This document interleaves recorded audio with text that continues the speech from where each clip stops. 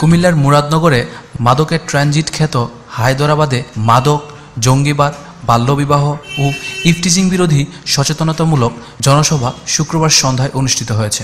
উপজেলার নবগঠিত বাঙ্গরা বাজার থানা ও হায়দরাবাদ মাদক বিরোধী দুর্বার সংঘের উদ্যোগে হায়দরাবাদের ইউনিয়ন কমপ্লেক্স মাঠে এ জনসভা অনুষ্ঠিত হয়।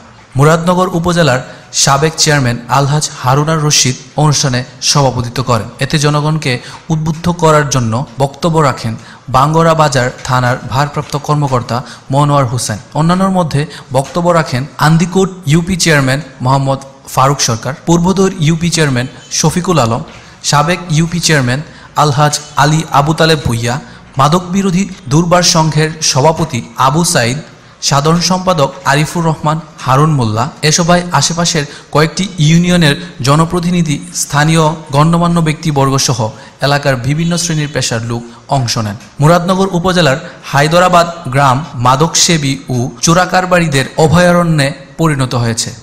সীমান্ত পথে পাচার হয়ে আসা মাদকের বিশাল চালান হায়দরাবাদ হয়ে রাজধানীসহ দেশের বিভিন্ন জেলায় ছড়িয়ে পড়ছে। হায়দরাবাদকে মাদকমুক্তকরণে বিশেষ উদ্যোগ নেয়ার কথা জানালেন ভারপ্রাপ্ত কর্মকর্তা।